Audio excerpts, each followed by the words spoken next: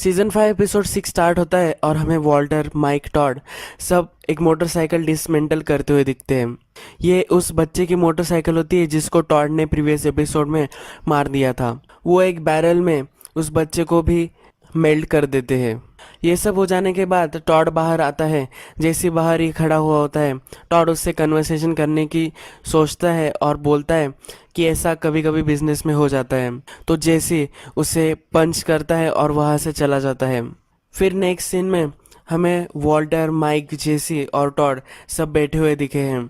Tod बीच में बैठा हुआ होता है और उसकी वो इंटोरेशन कर रहे होते हैं। उसे पूछ रहे होते हैं कि तुमने क्यों उस बच्चे को मार दिया था। टॉड उसकी सफाई में बोल रहा होता है कि मुझे वहाँ कुछ ऑप्शन नहीं लगा। अगर वो बच्चा बचकर चला जाता तो हम सब जेल में जा सकते थे। वो बाइक पर था तो हम मूव करते उससे पहले वो निकल जाता। और अगर उसने किसी से भी बोला होता तो बहुत ही ट्रबल हो सकता था। इसलिए मुझे वहाँ कुछ ऑप्शन नहीं लगा और मैंने उसे मार दिया। अगर फिर से ऐसी सिचुएशन आए तो मैं फिर से यही करूँगा। फिर टॉड को वो बाहर जाने के लिए बोलते हैं। टॉड उन्हें कहता है कि मुझे इस बिज़नेस का लॉन्ग पार्ट बनना है। वो बोलता है कि इस बिज़नेस के लिए जो फोर्सेस लगती है, यानी कि मेरे जो अंकल है उनकी भी बहुत ही पहचान है बहुत सारे चीज़ों में, यानी कि प्रिजन में भी किसी आदमी को तुम्हें मारना होगा तो वो मार सकते हैं। उनकी पूरी एक गैंग है। तो ये बोलकर फिर वो चला जाता है। जेसी बहुत ही गुस्सा होता है और बोलता है कि उसने हमारे लिए चॉइस कैसे कर ली। टॉड ने बच्चे को मार दिया, इसलिए वो बहुत ही परेशान होता है। फिर वॉल्टर माइक से पूछता है कि क्या उसके अंकल के एक्चुअल में कनेक्शन है। तो माइक बोलता है कि हाँ है, पर हमारे लिए कोई भी प्रॉब्लम नहीं है। फिर वो ऑप्शन डिस्कस कर रहे होते हैं कि टॉड का करना क्या है। फर्स्ट ऑप्शन होता है कि उसको फायर कर दे। अगर फायर कर दिया तो उसे पैसे देने पड़ेंगे चुप रहने के लिए। सेकंड ऑप्शन होता है कि उसे मार दिया जाए, पर जेसी को अभी उसने एक बच्चे को मरते हुए देखा है, तो ये ऑप्शन उसके लिए तो एक ऑप्शन भी नहीं होता। फिर नेक्स्ट ऑप्शन होता है कि उसको पेरोल पर रखे और जब भी हेल्प लगेगी तब उसकी थोड़ी फार हेल्प हम ले सकते हैं, यानी कि उसे हमें ज़्यादा पे भी नहीं करना पड़ेगा। फिर ये ऑप्शन सभी को ठीक लगता है और वो सब डिसाइड करते हैं। फिर टॉड को माइक बताने जाता है कि तुम ठीक हो, तुम अभी भी हमारी टीम का हिस्सा हो। टॉड को अच्छा लगता है तो माइक फिर उसे धमकी देता है कि अगर तुमने फिर से काम करते हुए गन लाई तो मैं तुम्हें मार दूंगा। नेक्स्ट सीन में हमें कुछ डी एजेंट्स, इसमें हैंक का पार्टनर भी होता है, वो माइक पर नज़र रख रहे होते हैं। वो हमेशा उस पर सर्विलेंस रख रहे होते हैं। माइक उसकी ग्रैंड डॉटर के साथ पार्क में होता है। माइक फिर एक चिट्ठी लेता है, उस पर कुछ लिखता है और डस्टबिन के नीचे डाल देता है। वो जाने के बाद डीए एजेंट्स भी ये देखते हैं तो वो उस चिट्ठी में क्या है ये देखने के लिए वहां जाते हैं। जब वो चिट्ठी खोलकर देखते हैं तो उस पर फक यू लिखा होता है, यानी कि माइक को सब पता था कि ये लोग उस पर सर्विलेंस रख रहे हैं। वॉल्टर ने हैंक के ऑफिस में जो बग फिक्स किया होता है जिससे वो उसकी बातें सब सुन सकते हैं, वो लैपटॉप पर माइक हमेशा सुनता रहता है। डीए कुछ भी मूव कर रही है तो माइक को इन सब का पता होता है। नेक्स्ट सीन में स्काइलर मरी के पास बेबी को देखने के लिए आई हुई होती है। वो कन्वर्सेशन कर रहे होते हैं। स्काइलर उससे पूछती है कि क्या दोनों कैसे रह रहे हैं। तो मरी बोलती है कि बेबी तो बहुत ही स्वीट है, वॉल्टर जूनियर घर में बहुत ही कम दिखता है। फिर मरी उसे बोलती है कि तुम्हें अब बच्चों को घर ले जाना चाहिए, पर स्काइलर बोलती है कि ये अच्छा आइडिया नहीं है, हम बैड पेरेंट्स हैं, हम इनका ख्याल नहीं रख सकते। तो मरी उनके बोलती है तुम बहुत ही अच्छे पेरेंट्स हो, तुम्हें इतना अपने आप को स्ट्रेस नहीं करना चाहिए। फिर वो उसे बोल देती है कि तुमने जो टेड के साथ किया, तुम्हारा जो अफेयर था, ये हो जाता है, तुम्हें इतना उसका स्ट्रेस नहीं लेना है और तुम इससे बैड पेरेंट नहीं बन जाती। तो स्काइलर को शौक लगता है कि टेड के बारे में इसको कैसे पता। फिर उसे लगता है कि वॉल्टर ने बता दिया होगा, तो इसलिए वो भी हाँ में हाँ मिला देती है। जब वॉल्टर और जेसी कुक करते हैं तब उसके बाद जेसी न्यूज़ देख रहा होता है। तो छोटा लड़का होता है जिसको मार दिया जाता है, उसके पेरेंट्स टीवी पर आए हुए होते हैं। तो जेसी को बहुत ही बुरा लग रहा होता है। वॉल्टर उससे बोलता है कि मुझे भी बहुत बुरा लग रहा है, 2-3 दिनों से मुझे भी नींद नहीं आई। हमारा जो ऑपरेशन चल रहा है वो बहुत ही अच्छा चल रहा है, तो हमें ये कंटिन्यू करना चाहिए, हमें इन सब चीज़ों के बारे में नहीं ज़्यादा सोचना चाहिए। वॉल्टर उसे बताता है कि मैं ये सब क्लीन कर लूँगा और तुम अब घर जाओ, ज़रा रिलैक्स करो। फिर वॉल्टर व्हिसल बजाने लगता है। जेसी ये देखता है और जेसी को रियलाइज होता है कि वॉल्टर को अब कुछ भी फर्क नहीं पड़ता कौन जिए कौन मरे। रात में जब वॉल्टर सब डिलीवरी करने आता है माइक के पास, उनका जो हेडक्वार्टर है वहाँ, तो वहाँ माइक और जेसी भी होते हैं। वो वॉल्टर से बात करना चाहते हैं। माइक वॉल्टर से बोलता है कि मेरे पीछे डीए है और वो मुझे कंटिन्यूसली मेरा पीछा कर रहे हैं।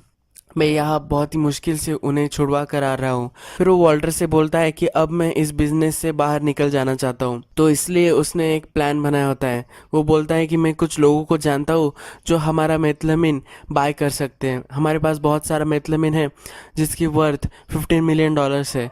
तो अगर मैंने मेरा शेयर सेल कर दिया तो मुझे $5 मिलियन मिल जाएंगे और इससे मैं अब बाहर निकल सकता हूँ। फिर वॉल्टर बोलता है कि ठीक है, तुम्हें अगर जाना हो तो तुम जा सकते हो, पर तुम्हारा जो डिस्ट्रीब्यूशन है वो सब तुम जेसी को सिखा दो। पर जेसी भी बोलता है कि मुझे भी अब बाहर निकल जाना चाहिए इस बिजनेस से। तो वो दोनों अपना शेयर लेकर जाने वाले होते हैं। सिर्फ वॉल्टर के हिस्से का मेथलामिन उसके पास वॉल्टर के पास होने वाला होता है। वॉल्टर जेसी को समझाने की कोशिश करता है कि 5 मिलियन कुछ भी नहीं होता, हम इससे 300 मिलियंस बना सकते हैं। तुम ऐसे कुछ भी पेनीज के लिए हमारा ऑपरेशन सेल नहीं कर सकते। नेक्स्ट सीन में जेसी और माइक डेजर्ट में होते हैं। डेजर्ट में वो एक ड्रग बनाने वाले से मिलने वाले होते हैं, उसी को वो मेथलामिन सेल करने वाले होते हैं।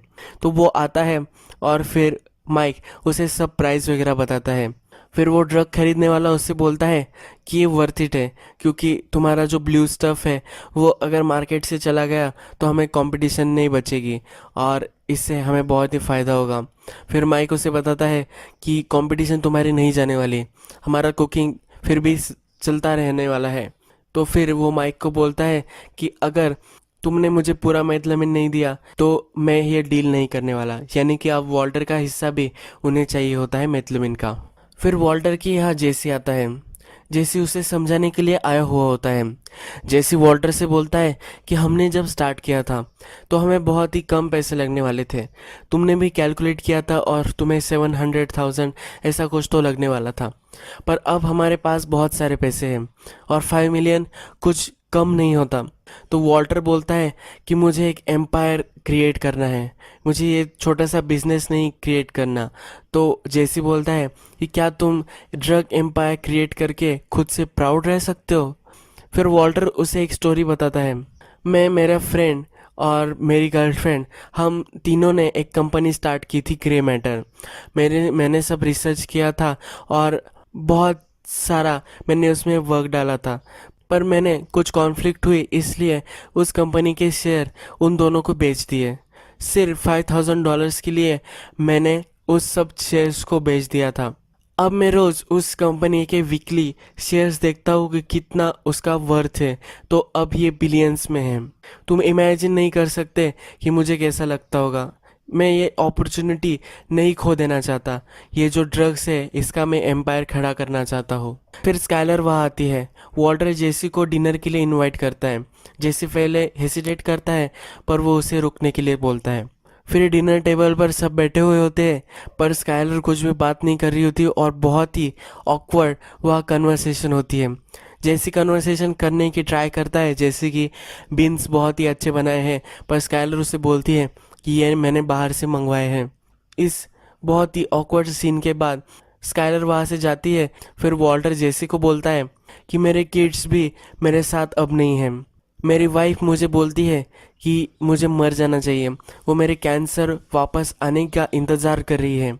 ये जो भी है यानी कि ड्रग्स वगैरह, यही अब मेरा सब कुछ है, यही मेरे पास बचा है जिसके लिए मैं एक्साइटेड हूँ। फिर वॉल्टर उनके हेडक्वार्टर में आता है बीच रात में। वो सब मेथलामिन चुराने वाला होता है, पर वहाँ माइक ऑलरेडी होता है। माइक उसे बोलता है कि मुझे लगा ही था कि तुम ऐसा कुछ करोगे। जब मॉर्निंग होती है तब माइक वॉल्टर को वही बांध देता है और फिर माइक डीए के पास हमें दिखाया गया है। वो सॉल के साथ डीए को मिलने आया हुआ होता है। सॉल डीए को बोलता है कि तुम मेरे क्लाइंट को हरास कर रहे हो। वो उन पर एक स्टे ऑर्डर भी लाने वाला होता है, पर वो स्टे ऑर्डर सिर्फ एक ही दिन के लिए वर्क करेगा। तो ये सब माइक को सॉल गाड़ी में बैठकर बता रहा होता है। तो माइक बोलता है कि एक दिन काफ़ी है, हम जो बिजनेस होने वाला है वो हम कंडक्ट कर लेंगे एक ही दिन में। वॉल्टर को माइक ने वही लॉक कर दिया है, तो अब वॉल्टर को वहाँ से निकलना है। वॉल्टर आइडिया लगा रहा होता है, फिर वहाँ वो एक कॉफ़ी मशीन देखता है। वो उसके पॉट को गिरा देने वाला होता है, जो ग्लास होता है उससे वो कट करने वाला होता है, जिससे वो बंधा हुआ होता है। वो एक प्लास्टिक का लॉक होता है, पर वो पॉट बहुत ही दूर गिर जाता है। पर उसके हाथ में वायर आ जाती है, तो वो उस वायर को प्लग करता है और शॉर्ट सर्किट की तरह वो वायर को घिसता है और जो प्लास्टिक होता है उसको मेल्ट कर देता है। फिर वो वहाँ से सब मेजरमेंट निकाल लेता है। जब माइक घर पर आता है तो बहुत ही चिढ़ जाता है। वॉल्टर भी उसके ऑफिस में ही होता है, तो वॉल्टर पे वो गन लगाता है। जैसे बोलता है कि रुको, इसके पास बहुत ही बढ़िया आइडिया है जिससे तुम्हें हमें हमारे पैसे भी मिल जाएंगे और वॉल्टर कुक भी करता रहेगा। ये आइडिया हमें इस एपिसोड में नहीं पता चलता है, तो नेक्स्ट एपिसोड में पता चलता है। यही एपिसोड ख़त्म हो जाता है।